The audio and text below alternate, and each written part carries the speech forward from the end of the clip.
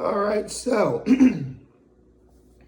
before I begin, let's get to my low, my high, my act of kindness. Well, do we have a low from yesterday? I guess. Um,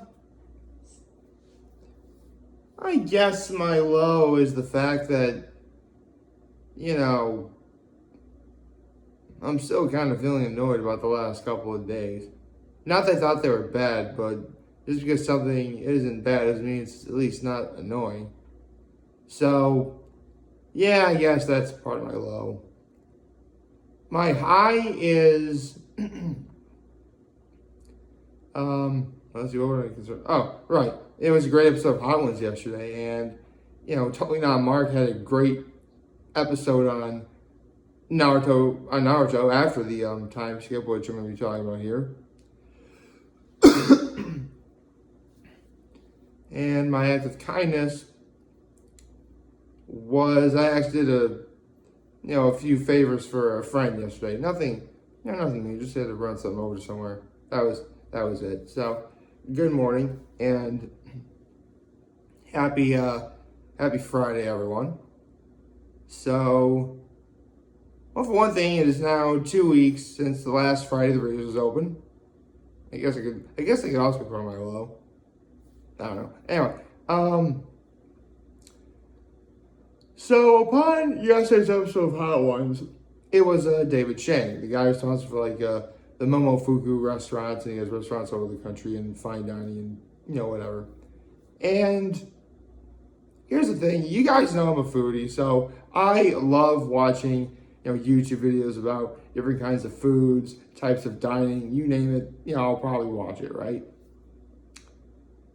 And needless to say, I did learn a few, legit things from David Chang that are probably going to stick with me for a while. I mean, for one thing, he talked about how the worst thing involving the progress of people are going is the scientists trying to create robots that are there's going to be robots that are going to make your burger, robots that make pizza, and scientists are we're legit going to take your jobs away. Which, yeah, I can see why he'd be offended by that. I mean, you spent years and years studying and perfecting a certain craft, and now you think you're going to have some scientist who's going to butt in and say, not only am I going to make the food you make, I'll make it better than you, it'll please everyone more, stuff like that. That's not right. I don't fancy myself any kind of cook at all, but and I do cook for myself, of course I do. Cooking is a life skill that you need to take with you. But, I'm sure maybe some of that food made by a robot will be good, but something in here is just going to be different, That's why I'm all for the advances in technology and everything, but if you're really that into, making, food for others, just do it for yourself. I mean, I can already tell you the stuff at Taco Bell is probably made by a machine. Hey-o. Anyway, what else I learned? I definitely also learned about how, in this day and age, we have something called Yelp, which, defines, how aroused, which, let's be honest, because we live in a day and age where people are on social media, the internet, and stuff like that, it comes to a point where, excuse me, it's coming to a point where, you have, lots of people giving 1-star reviews to otherwise good or possibly even great restaurants because, especially when it comes out for, delivery, they didn't give you the right silverware or, something really minor that otherwise really wouldn't bother most people. And Sean Evans And this is why Sean Evans is awesome, by the way. And quite frankly, I probably never have said this before, but I'm just saying right now, Sean Evans is not only the best cornerman in the game, he's easily one of the best hosts of any show I've ever seen. So, Sean Evans, if you ever want me on Hot Ones, holla at your boy. Anyway, I got into that shameless plug. I'm sorry. Sean Evans went on a rant about how, like, yeah, stuff like, say you order takeout and they don't give you the right silverware, or it arrives a little late. It's not good or great, but bad to call it a 1-star review? That's ridiculous. If anything, it's just mildly inconvenient. Besides, let's say you do order takeout that requires silverware. There's a good chance you probably have the silverware at home anyway. Unless it's like Chinese, and then you gotta go to like a legit Chinese place to get like a whole bunch of chopsticks. In fact, full disclosure, that's what I like to do. If I order like Chinese and go to a place to get it, like I'll just grab like a whole bunch of like chopsticks they have like right there and just take them home. I mean, they don't really, seriously, taking chopsticks from the Chinese place is like the equivalent of like taking a whole bunch of straws, of the big straws from places like Dunkin' Donuts. I mean, no one cares. Literally no one cares. You know, or taking a whole bunch of the ketchup packets from like McDonald's or something. No one cares. So, yeah. People really need to be, you know, like, the point is, if I want to know if a place is bad or good, I want to know how the food is. Because that's ultimately what you go to a restaurant for the food. So, yeah, if you are giving it one, like, it's one thing if like the food is late or anything. If it's late and it's also not very good, yeah, that's a problem.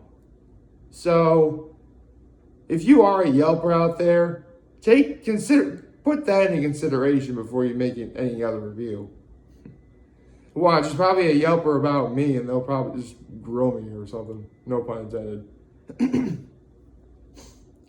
So, with that in mind, it was a great episode of Hot Ones. I learned a lot.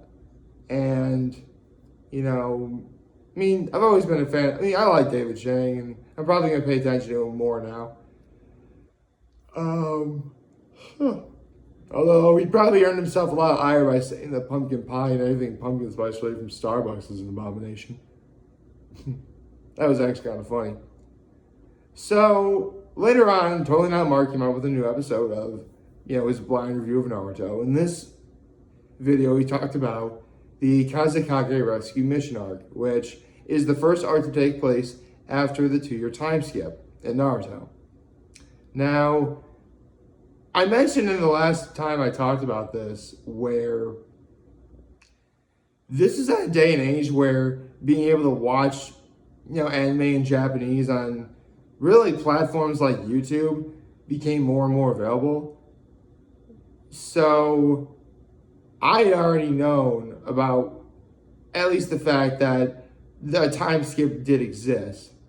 Although the journey, and by journey I mean massive problem to get to that time skip, is something I'll get into when I talk about Naruto as a whole after Totally Not Mark is done talking about it. But that's neither here nor there. So, obviously after a 2-year time skip, you know, things change. Some character designs are exactly the same. Like Kakashi, Jiraiya, Tsunade, like, they're exactly the same. It has to be expected. I mean, it's only 2 years. They're already adults, you know. Nothing really is going to change. The cool thing about the time skip is how Naruto and Sakura, and as well as other people of their generation, changed. You know, they got older, a little bit taller, their outfits are different, stuff like that. Obviously, the designs are different. And I welcomed it. I mean, I'll never forget how cool it looked where, like, when before the time skip, Naruto was really more like orange and there was like this like puffy like thing around his neck that was part of his jacket that, not that I wasn't a fan of, but I'm like, not really too sure about that. Here in the time, after the time skip though, it's a lot thinner and it's essentially almost like a turtleneck kind of. The outfit is more of a sleek design. The orange is a little bit muted for my taste. Not that I think, again, it's not a bad design whatsoever. In fact, orange and black, that's great. It's Halloween colors. Which is even funnier when you consider the fact that Naruto's birthday is actually October 10th. Yeah, no, yeah, like people in Naruto have legit birthdays, and Naruto's is on October 10th. So, the more you know. Anyway, so obviously, not only are people in Naruto's village Naruto's age in the village older, but from other villages as well, specifically the Sand Village. Gaara and his siblings Kanjuro and Tamari. And I kind of should have expected this when I first saw it, but it was still really cool to see where, and I've mentioned this before, Naruto and Gaara are essentially were it not for the fact that Naruto had a bunch of friends by his side, he would have ended up like Gaara at that time. I mean, again, at that time. As the 2-year time skip, Gaara became more well-respected, and he became the Kazekage. Yes, someone who's essentially Naruto's age became the leader of an entire village. It's pretty cool, right? I mean, it makes sense. Gaara had god-tier levels of power, being able to control sand and everything, and the fact that he had a creature inside him like Naruto does is partly to help with that as well. And speaking of which, that's the main crux of this arc. See, the Akatsuki are back, and they're going after people with what are called tailed beasts inside of them, i.e. like Naruto and Gaara. Needless to say, Gaara does get captured, and the way it works is, if a tailed beast is extracted from the person who has one, or a Jinchuriki is what it's called, they die. So needless to say, Gaara was dead for a little bit, but then a sweet old lady by the name of Granny Chio, sacrificed her life in order to bring Gaara back. Which, I gotta get into Granny Chio and Sakura, because everyone was making fun of Sakura for how she doesn't do much in the series. Yeah, in the original Naruto, she was really more for comedy and stuff like that. And of course she didn't really do much. After the time skip, though, she a boss.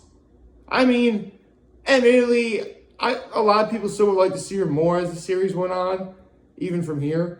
But she literally helped take down one of the Akatsuki. That's cool.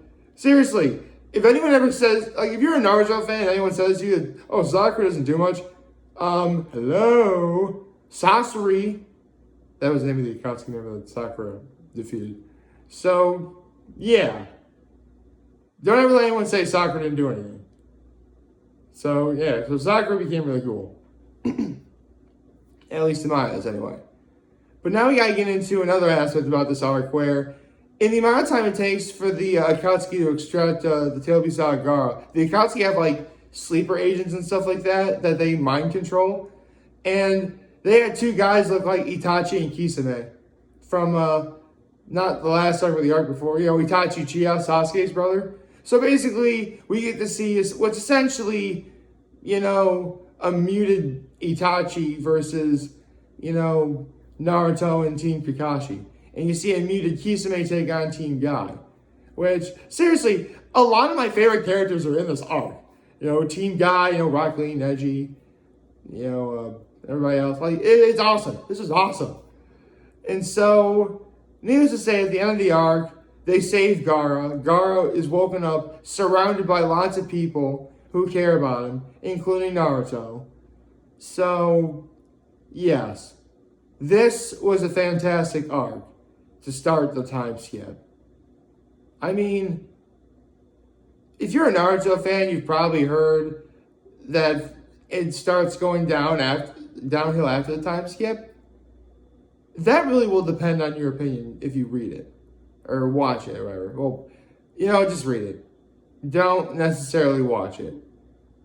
I'll tell you why, but again, I'll have to get into that when I get into talking about Naruto overall as a whole.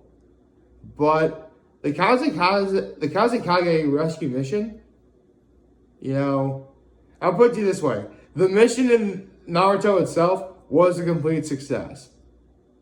the arc itself in real life for everyone to read, at least in my eyes, was also a complete success. Like, favorite, share, and subscribe.